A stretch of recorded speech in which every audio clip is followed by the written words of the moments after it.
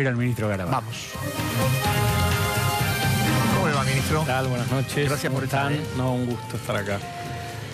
Bueno, ¿por qué no le gustó lo de Gómez Centurión? A nosotros no, ¿por qué no nos gustó a nosotros? ¿Por qué no se puede jugar banalizando un hecho trágico y fundacional para la Argentina de la tragedia como la represión ilegal y la violación de los derechos humanos? ¿Qué es lo que usted piensa sobre eso? Sí, en realidad, además, yo como ministro de Justicia, poner en crisis lo que él señaló es poner en crisis numerosos fallos de la justicia. Desde el juicio a las juntas en adelante, la justicia ha sido muy clara al respecto. Y yo creo que nosotros nos debemos un aprendizaje como sociedad para rechazar la violencia, para rechazar el conflicto. Lamentablemente el gobierno anterior exacerbó la noción de conflicto y agudizó algunas de estas cuestiones. El desafío de Cambiemos es ir en otra dirección, es ir en una dirección de futuro, aprendiendo de ese pasado trágico y horroroso que nunca se debe repetir. Entonces me parece que ese es el desafío y claramente estas declaraciones no van en esa línea, creo que es la línea del gobierno. Ahora, también hay otro tema, ¿no? Y es, uno supone, a medida que pasa el tiempo, que aquellos fallos de la justicia y la aceptación de lo que ocurrió deberían cerrar las heridas, la grieta o llámele como quiera. Y la verdad que periódicamente, sea desde algún funcionario que está en el poder, no necesariamente este gobierno, sea desde alguna organización social, desde algún otro ámbito, de pronto salen estas declaraciones disruptivas. ¿Qué se necesita para que en algún punto la sociedad entienda y comparta aquello que pasó? Yo creo que ahí lo que es importante, y lo señalaba el secretario de Derechos Humanos Abruz, creo que también lo señaló el gobernador Schiaretti de Córdoba, es trabajar mucho también sobre nuestra juventud y trabajar sobre el futuro. Muchos jóvenes todavía, y por eso es tan peligroso este tipo de declaraciones, porque muchos jóvenes no vivieron esa época. Yo tenía 7 años cuando empezó la dictadura, y en realidad lo que nosotros necesitamos es hacer un aprendizaje democrático. Tenemos que hacer un aprendizaje donde realmente todos digamos nunca más al horror de una dictadura, nunca más al horror del Estado convertido en delincuente, y me parece que eso es importante. También es importante reconocer que hubo mucha violencia, que eso no fue un plato volador que aterrizó, sino que fue un proceso de violencia creciente al cual también le tenemos que decir nunca más. Entonces me parece que ese es el desafío a partir del cual podemos construir esta sociedad más democrática, más pacífica, que realmente nunca más repite estos episodios que todos debemos realmente rechazar. A propósito de la violencia previa a la violencia del Estado, o a la violencia ilegal del Estado, hubo esta semana un artículo extraordinario de Julio Bárbaro en Clarín, muy recomendable, acerca de las responsabilidades nunca asumidas por quienes ejercieron la violencia política, la guerrilla en los años del gobierno democrático previo a la dictadura, ¿no? Ahí hay un tema que es bastante interesante, que es un tema que nuestra región es una región que sin guerras es una de las regiones, si no la más violenta del mundo. Toda la región. Entonces nos debemos preguntar en realidad también como sociedad, como región, qué nos pasa que tenemos la violencia tan a flor de piel, tan cerca. Y yo creo que en definitiva todo esto lo que nos tiene que llevar es a rechazar la violencia, que a veces inicia verbal, con exabruptos, con direccionamientos del Estado y después se transforma en violencia física. El desafío que tenemos como sociedad es respetarnos más y más allá de las diferencias construir un futuro común. Me parece que por eso es tan importante este aprendizaje, por eso no se deben negar estos hechos, sino que asumir eso para poder hacia el futuro nunca más repetirlo. ¿Se puede vincular o es descabellado pensar hacerlo el caso Nisman con esta tradición violenta de la región en la que está Argentina? No, definitivamente se puede vincular. Y si uno se va a países como México, como Guatemala, uno va a encontrar repetidas muertes de fiscales, a veces asociadas al narcotráfico o a otras organizaciones delictivas. Entonces me parece que sea que Nisman ya se ha suicidado, sea que Nisman haya sufrido por obra de un tercero, en definitiva marca un nivel de violencia asociado, como lo dijo la Corte, a la investigación que él desarrollaba, con lo cual en ningún caso eso es bueno. Ahora, a propósito de Nisman, también alrededor del episodio se generan de pronto declaraciones que tienen o esconden algún grado de violencia, ¿no? Aún de gente que a uno le resulta impensable que puedan decir, aunque sea de modo descuidado, las cosas que dicen. Me refiero concretamente al ex miembro de la Corte, Raúl Zaffaroni, que dijo, bueno, si Nisman viviera, yo lo ahorcaría.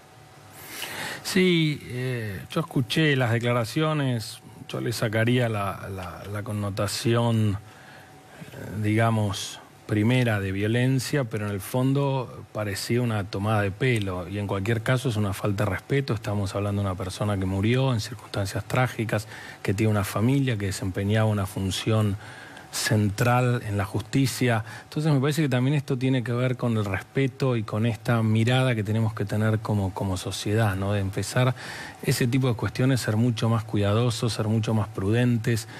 Me parece que tiene que ver con esto de empezar a ser una sociedad más civilizada. Si no, es que no aprendimos nada. Ministro, la justicia, en decisiones que llamaron la atención en su momento, pero por ahí no se advirtió la trascendencia que tenían, a finales del año pasado dijo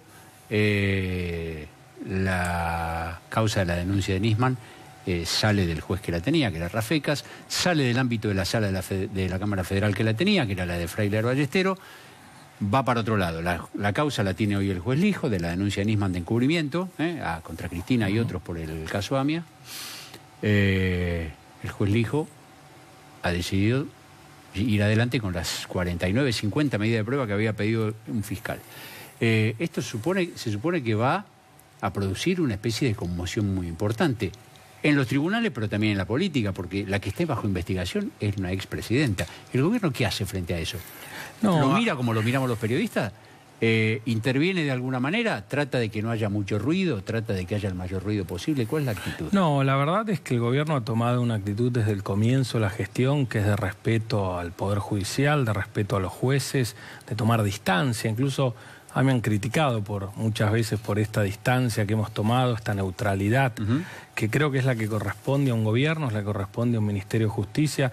Nosotros estamos para ayudar a los jueces que nos requieren asistencia en el marco del Servicio Penitenciario Federal, en el marco del Programa de Protección de Testigos, en el marco de otros proyectos que tienen que ver con el mejoramiento del sistema de justicia, pero la justicia es la que debe actuar en estos casos y nosotros tenemos que ser respetuosos de esa actuación judicial. Creo que el hecho que se investigue una denuncia de estas características es lo que siempre debería haber ocurrido. Era una anomalía la forma en la que, en definitiva, se había cerrado este caso. Los 3 jueces de casación de forma unánime decidieron reabrir para que se hagan las constataciones que se tienen que hacer y se despejen las dudas que había planteado el fiscal Nisman en su momento en relación a la actuación de la expresidenta y de un grupo grande de funcionarios o personas allegadas al gobierno. Y eso es lo que tenemos que tratar de tomar con naturalidad. Los jueces investigan con asistencia de los fiscales, ahí hay un tema del sistema que debemos cambiar una vez que se den los cambios que se deben dar en la Procuración, pero en definitiva el sistema de justicia debe investigar con independencia. Eso no tiene por qué implicar abrir juicios de valor definitivos sobre los funcionarios. Un reclamo que nosotros hemos marcado a la justicia es la demora en este tipo de procesos. Creemos que deben investigarse más rápidamente para desechar la responsabilidad o que el caso sea elevado a juicio, como ha sucedido con muchos casos relevantes. Este año hay varios, Este año hay varios juicios, lo cual es una señal saludable, porque el juicio es la oportunidad que tiene el fiscal de demostrar que una persona es culpable y la persona puede en ese marco, en definitiva, presentar todas las defensas que considere para desvirtuar la acusación del fiscal. Y me parece que ese es en el ámbito donde se deben debatir estas cuestiones. Nosotros estamos muy acostumbrados a que esto se debata en la primera instancia, se debata en los jueces de investigación preliminar, y eso es parte de esta deformación que tenemos a veces del rol del sistema de justicia. Dígame, el gobierno empieza el año, de hecho el año judicial, ¿el gobierno ha resignado la posibilidad de los cambios en el Ministerio Público? Concretamente, la idea de cambiar de su cargo a la procuradora. Yo mantengo la posición de que es necesaria una nueva ley de Ministerio Público. Acá está el gobernador Urtubey, que tiene en el caso de Salta una ley modelo y un procurador fiscal realmente muy respetado y que ha llevado a una transformación muy fuerte en la Fiscalía de Salta, que es una de las mejores del país. Y creemos que hoy el rol de la Procuradora genera una obstrucción en la posibilidad de modernizar el Ministerio Público Fiscal, de avanzar hacia el sistema acusatorio, y además creemos que es necesaria modificar la ley que hoy existe, que desde mi punto de vista es inconstitucional en varios de sus aspectos, incluso judicialmente ha sido también cuestionada. Y por otro lado, la diputada Carrió y otros diputados han presentado juicios políticos, que son los que durante este año también se deberán debatir ya en el ámbito del Congreso, y veremos en definitiva cómo el Congreso discute al respecto. Año difícil por ser año electoral, ¿no? Definitivamente. Ministro, el presidente hace poco hizo saber, o se trascendió que dijo, bueno, hay que apurar algunos juicios políticos. Se refería a Freiler, aparentemente, al camarista, a Rafecas, el juez. Son juicios políticos ya iniciados. Ellos tuvieron que ver con todos los intentos de que no se investigase la denuncia de Nisman. Ahora, el Consejo de la Magistratura, digo yo, salvo la salida del juez Ollarvide, en la que usted tuvo una participación personal directa, como fue público y notorio, en la renuncia de Ollarvide, después no se cambió nada. Esto es inoperancia del gobierno, falta de decisión del gobierno, incapacidad de la gente que tiene que resolver esto en el Consejo de la Magistratura. No, yo creo que es un cúmulo de cuestiones. Por un lado, la verdad que hubo más renuncias, a lo mejor menos estridentes que la de Ollarvide, pero hubo varios jueces que, cuestionados e investigados por el Consejo de la Magistratura, dieron un paso al costado, como el juez Rosansky y otros jueces, Montesanti y otros jueces, que dieron, con lo cual ahí hubo una actuación del Consejo. El Consejo es el que tiene la responsabilidad primaria de avanzar sobre jueces que hayan actuado mal o jueces que se hayan enriquecido inadecuadamente o que no puedan demostrar sus bienes y en definitiva su conducta.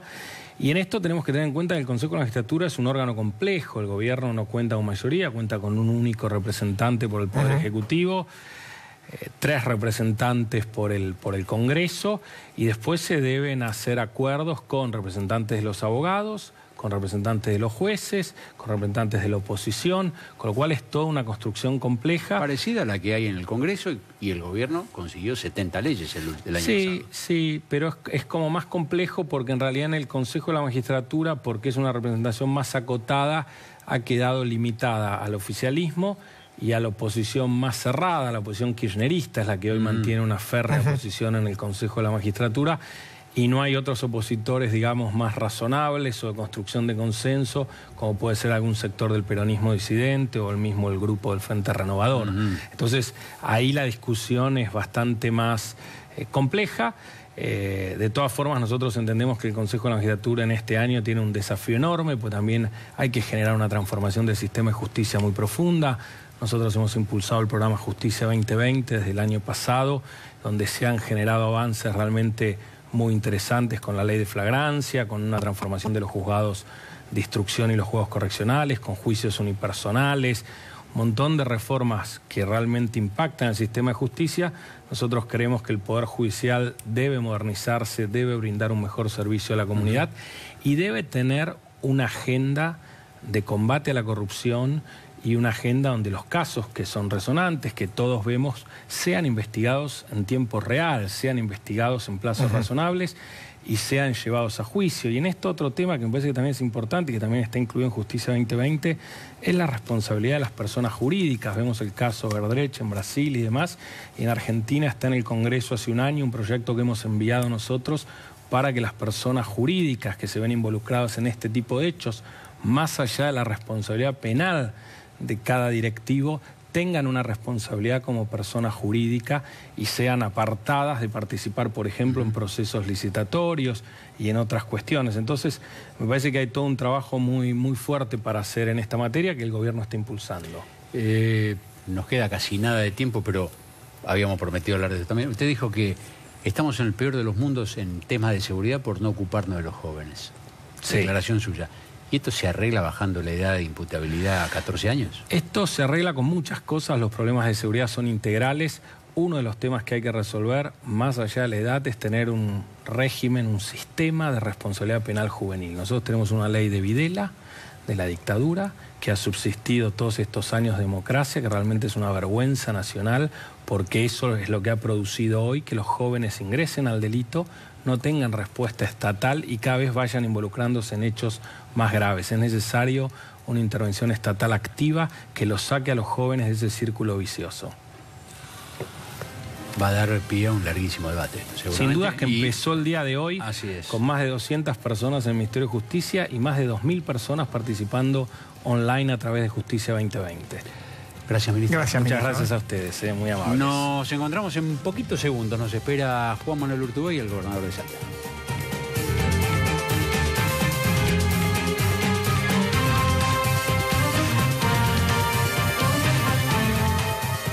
Pharmacity. La salud también se contagia.